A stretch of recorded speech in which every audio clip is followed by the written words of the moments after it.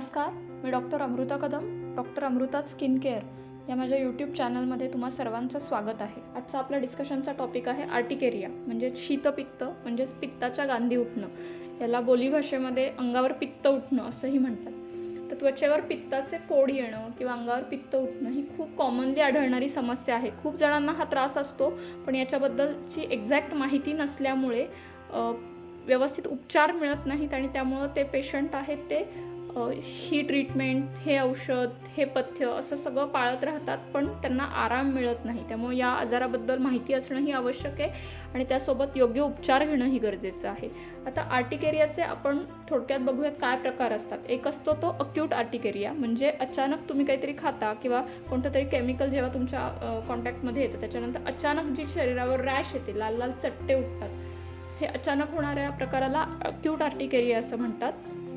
आणि दुसरा chronic urticaria. Chronic आर्टिकेरियामध्ये असं होतं की आर्टिकेरियाचा त्रास असतो, पण तो नेहमीच नसतो. म्हणजे मध्ये आधी कधीतरी काहीतरी खाण्यात आलं किंवा काहीतरी कॉन्टॅक्टमध्ये आलं तर त्यावेळेस तेवढ्यापुरती रॅश येते आणि ती आपोआप नंतर जाते आणि त्याच्यानंतर पुन्हा मधले बरेच दिवस काही त्रास होत नाही आणि पुन्हा कधीतरी एकदा त्रास होतो. याला क्रॉनिक आर्टिकेरिया म्हणतात. म्हणजे शरीराची एक ती टेंडन्सी होते, दॅट इज क्रॉनिक आर्टिकेरिया.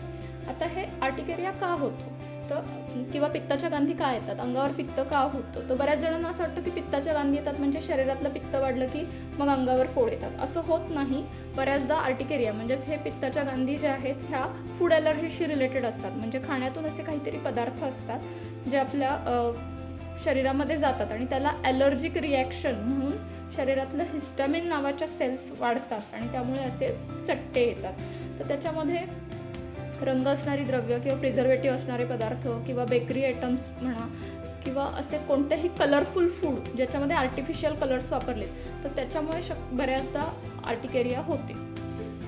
आता आर्टिकेरिया जेव्हा होतो तेव्हा तो कोणत्याही वयात त्रास होतो. म्हणजे मी अगदी 4-5 वर्षाच्या छोट्या मुलांपासून ते अगदी 60-70 वर्षांच्या मोठ्या माणसांपर्यंत पेशंट्स पाहिलेले आहेत आर्टिकेरियाचे. त्यामुळे ते कोणत्याही एज ग्रुपला होऊ शकतं. दुसरी गोष्ट, ज्यांना लहानपणी सेन्सिटिव्ह स्किन किंवा ॲटोपिक डर्मॅटायटिसचा त्रास असतो तर त्यांच्यामध्ये आर्टिकेरियाचा त्रास मोठेपणी व्हायची शक्यता थोडी जास्त असते. याचा अर्थ लहानपणी ज्यांची स्किन सेन्सिटिव्ह आहे त्या सगळ्यांनाच आर्टिकेरिया होणार का मोठेपणी, तर नाही, त्या सगळ्यांना त्रास नाही होत. पण जर ॲटोपिक डर्मॅटायटिस लहानपणी असेल तर कदाचित आर्टिकेरिया होऊ शकतो मोठेपणी. मेडिकली बघायचं झालं तर पेशीमधून जेव्हा आपल्या हिस्टामिन सिक्रेट होतो, म्हणजे एखादं खाद्यपदार्थ आहे की ज्याला आपल्याला ॲलर्जी आहे असा तो आपण खाल्ला, पोटामध्ये गेला की त्याला रिॲक्शन म्हणून आपल्या शरीरातल्या पेशींमधून हिस्टामिन नावाचं केमिकल रिलीज होतं आणि त्याच्यानंतर हे अशा प्रकारचे चट्टे येतात आणि हे आर्टिकेरिया तयार होतं. अजून एक प्रकार असतो आर्टिकेरियाचा, ते म्हणजे ड्रग ॲलर्जी.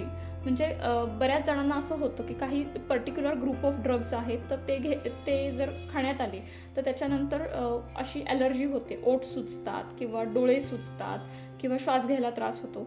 तर हे टिपिकल ड्रग इंड्युस्ड आर्टिकेरिया आहे. आणि त्याचा अजून एक सर्वात सिव्हिअर फॉर्म म्हणजे एन्जिओडर्मा किंवा एन्जिओएडिमा.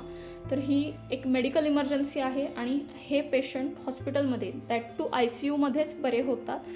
पूर्ण शरीरातल्या म्युकस मेम्ब्रेन्सला स्वेलिंग येतं, डोळे सुचतात, नाक सुचतं, ओठ सुचतात आणि श्वसन मार्ग असतो तोही सुचतो, अंगावरही सूज येते, सगळीकडे लाल लाल रॅशेस येतात, खाज येते.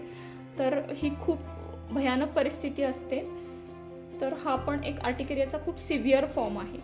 बऱ्याचदा कोणत्या तरी गोष्टींना रिॲक्शन म्हणून हा अशा टाईपचा आर्टिकेरिया होऊ शकतो, एस्पेशली मेडिसिन्सला, ड्रग्जला. आता याची लक्षणं काय असतात? जेव्हा आर्टिकेरिया होतो किंवा पित्ताच्या गांधी उठतात तेव्हा अंगावर लाल चट्टे उठतात, प्रचंड कंड सुटतो, खूप त्याला खाज सुटते, सततच पेशंट खाजवत असतात. म्हणजे बऱ्याचदा असं होतं की रात्रीचा त्रास होतो तर पेशंट सांगतात की रात्रभर आम्ही खाजवतच होतो, खाज वाढतच होती. याच्याबरोबर आग होते, जिथं पेशंट खाजवतात किंवा जिथं तो त्रास होतो तिथं ते सतत खाजवल्यामुळे आग व्हायला लागते आणि मग त्याच्यामुळे पेशंट इरिटेबल होतो. अंगावर जिथे खाजतंय तिथे चट्टे उठतात, असं सुजलेले पॅचेस दिसतात मोठे मोठे. आणि नंतर काही तासांनी, म्हणजे 5-6 तासानंतर किंवा 8-10 तासानंतर तिथली त्वचा पूर्ववत होते की आपल्याला असं वाटतही नाही की इथे असा चट्टा उठला होता, इतकी ती त्वचा नॉर्मल होऊन जाते. आता आर्टिकेरिया असेल किंवा शीतपित्त असेल तर साधारण काय उपाय आपण करायला हवेत, किंवा ज्यांना टेंडन्सी आहे, आर्टिकेरिया होतो, पित्ताच्या गांधी येतात, त्यांनी इथून पुढं काय खबरदारी पाळली पाहिजे की जेणेकरून आर्टिकेरियाचा त्रास कमी होईल किंवा नाही होणार. तर सगळ्यात पहिली गोष्ट की ज्या गोष्टींची ॲलर्जी आहे त्या गोष्टी पूर्णपणे टाळाव्यात. शक्यतो सगळ्यांना माहिती असतं की आपल्याला एखाद्या गोष्टीची जर ॲलर्जी असेल तर आपल्याला नक्की कोणत्या गोष्टीची ॲलर्जी आहे याची सगळ्यांना कल्पना असते. तर त्यानुसार हे आपल्या खाण्यामध्ये चेंजेस करायला हवेत. कलर फूड म्हणा, किंवा काहींना अंड्याची ॲलर्जी असते किंवा काहींना आर्टिफिशियल कलर्सची ॲलर्जी असते, तर हे जे काही ॲलर्जन्स आहेत ते आपण टाळायला हवेत. दुसरी गोष्ट, ज्यांना आर्टिकेरियाचा त्रास आहे त्यांनी शक्यतो हेअर डाय वापरू नका. नॅचरल मेहंदी वापरा, काही प्रॉब्लेम नाही. पण जे बऱ्याचदा असं होतं की ज्यांना आर्टिकेरियाची टेंडन्सी आहे त्या लोकांनी हेअर डाय वापरल्यानंतर त्यातले काही केमिकल्समुळे त्यांना रिॲक्शन येऊ शकते आणि तिथं केसांच्या मुळाशी तिथली जी त्वचा आहे, जे स्काल्प आहे, तिथं सूज वगैरे येऊ शकते किंवा डोळ्यांना त्रास होऊ शकतो. असे पेशंट्स येतात क्लिनिकमध्ये. तिसरी महत्त्वाची गोष्ट, कृत्रिम रंग असणारे पदार्थ खाऊ नका ज्यामध्ये आर्टिफिशियल कलर आहे, लाईक जॅम, सॉस, की ज्याच्यामध्ये आर्टिफिशियल कलर टाकलेले आहेत, किंवा काही चायनीज फूड की ज्याच्यामध्ये कलर वरून टाकतात छान दिसण्यासाठी. तर शक्यतो अशा गोष्टी अवॉइड करा. ज्या लोकांना आर्टिकेरियाचा त्रास होतो त्यांनी शक्यतो अशा गोष्टी टाळलेल्या बऱ्या. आणि नंतरची गोष्ट म्हणजे कुठलंही केमिकल डायरेक्ट शक्यतो त्वचेच्या संपर्कात येऊन देऊ नका. जाड रबर ग्लोव्ज वगैरे असं वापरा, सो दॅट मध्ये काहीतरी बॅरियर असेल तर ते केमिकलचा टच होणार नाही हाताला, स्किनला, आणि आर्टिकेरियाचा त्रास होणार नाही. त्याचबरोबर आता आर्टिकेरिया, समजा पित्ताचे गांधी जर उठल्यात अंगावर, तर मग आपण काय केलं पाहिजे. सगळ्यात पहिली गोष्ट, खाज जरी आली तरी नखानी खाजवू नका, किंवा ते खाजवण्यासाठी काही लोक कंगवा वापरतात किंवा अजून काहीतरी पॉइंटेड गोष्टी वापरतात. तर असं काही वापरू नका आणि खाजवू नका. कितीही खाज आली तर तुम्ही फक्त तळहाताने असं थोडंसं रब करा तिथे, पण नख लावू नका. नख लावलं तर खाज वाढेल, आणि खाज वाढली की त्याच्यामुळे पुन्हा आग अजून वाढेल. त्याच्यानंतर आपल्याला कशाची ॲलर्जी आहे याचं निरीक्षण करायला हवं. आता जर समजा तुम्हाला आर्टिकेरियाचा त्रास असेल तर साधारण ज्यांना आर्टिकेरियाचा त्रास आहे त्यांनी स्वतः एक गोष्टीची नोंद घ्यायला हवी की समजा मला आज आर्टिकेरियाचा त्रास झाला, आज अंगावर पित्ताच्या गांधी आल्या, तर मी काल काय खाल्लं होतं किंवा आज सकाळपासून काय खाल्लं, या गोष्टीचं आपण आपलं थोडंसं ऑब्झर्वेशन केलं पाहिजे. कारण तुम्हीच बेस्ट जज असता हे ऑब्झर्व करणारे. डॉक्टरही हे ऑब्झर्व करू शकत नाहीत, घरातलेही लोक हे ऑब्झर्व करू शकत नाही. ज्याला त्रास होतो त्यांनी हे ऑब्झर्व केलेलं बेटर राहील की आपल्याला काय खाल्लं किंवा अमुक एक गोष्ट खाण्यात आली की मला असा त्रास होतोय. हे जर तुम्ही थोडंसं याच्या बाबतीत वॉचफुल राहिलं तर पुढच्या वेळेस ट्रीटमेंटसाठी हे फार फायदेशीर ठरेल.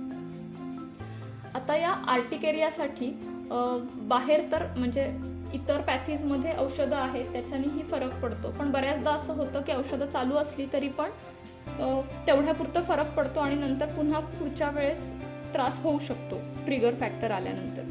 तर होमिओपॅथीमध्ये आर्टिकेरियासाठी खूप चांगली औषधं आहेत आणि ज्याच्यामुळे अगदी कायमस्वरूपी आजार बरे होतात किंवा कायमस्वरूपी आर्टिकेरियाचा त्रास जातो. माझे असे कितीतरी पेशंट आहेत की ज्यांची क्रॉनिक टेंडन्सी जी होती आर्टिकेरियाची ती पूर्ण बंद झालेली आहे आणि आता काहीही पथ्य वगैरे पाळायची गरज नाही आणि त्यांना त्रासही होत नाही, पूर्णपणे ते बरे झालेले आहेत. एस्पेशली होमिओपॅथीच्या औषधामुळे खाज लवकर नियंत्रणात येते आणि आर्टिकेरियाची शरीराची टेंडन्सी आहे ती पूर्णपणे निघून जाते. काही औषधं आहेत होमिओपॅथीची जी खूप जास्त एसेन्शियल आहेत, जसं की एपिस मेलिफिका, आर्टिका युरेन्स किंवा डल्क्यामारा. ही मी खूप ग्रॉस सांगितली, अर्थात हे मी फक्त एक्झाम्पलसाठी ही नावं सांगितली आहे. पेशंटचे सिम्पटम बघून ठरवावं लागतं की औषध कोणतं द्यायचं आहे, त्यामुळे डॉक्टरांच्या सल्ल्याशिवाय औषधं घेऊ नका. पण सांगायचा उद्देश हाच की आर्टिकेरियाचा जर त्रास असेल तर होमिओपॅथीच्या औषधांचा नक्कीच चांगला उपयोग होतो आणि तो लॉंग टर्म कायमस्वरूपी उपयोग होतो. इव्हन माझ्याकडे एक पेशंट होती, तिला आर्टिकेरियाचा इतका भयानक त्रास होता की तिला अंघोळीसाठी गरम पाणी जर वापरलं तर पूर्ण अंगावर तिला सूज यायची, आर्टिकेरियाचे चट्टे यायचे. त्याच्यासाठी गेले अनेक वर्ष ती थंड पाण्याने अंघोळ करत होती सगळ्या सीझनमध्ये, का तर त्या अंगावर आर्टिकेरियाचे चट्टे यायचे. पण तिला मेडिसिन स्टार्ट केल्यानंतर तिचं पूर्णपणे ती टेंडन्सी बरी झाली आणि ती आता गरम पाण्यानेच अंघोळ करते आणि आता अजिबात आर्टिकेरिया येत नाही. आणि तिचं एकूणच काही गोष्टींमुळे जे ट्रिगर होत होतं तर तेही पूर्णपणे बंद झालं आणि ती आता एकदम रिकवर झालेली आहे. त्यामुळं आर्टिकेरियासाठी होमिओपॅथीचे औषधं खरंच खूप वंडरफुल काम करतात आणि ही सगळी माहिती लक्षात ठेवा आणि जर कोणी आपल्या आसपास आर्टिकेरियाचे पित्ताच्या गांधीचे जर पेशंट असतील तर त्यांना ती माहिती सांगा आणि तज्ज्ञ डॉक्टरांचा सल्ला घेऊन ट्रीटमेंट करा. त्याच्याने हा आजार नक्की बरा होईल. धन्यवाद. हा व्हिडिओ आपणास कसा वाटला हे आम्हाला कमेंट सेक्शनमध्ये कळवा. तसेच आपल्या मित्रांसोबत शेअर करायला विसरू नका. आमच्या चॅनलवरील व्हिडिओ आपणास आवडल्यास आमच्या चॅनलला लाईक आणि सबस्क्राईब करा. धन्यवाद.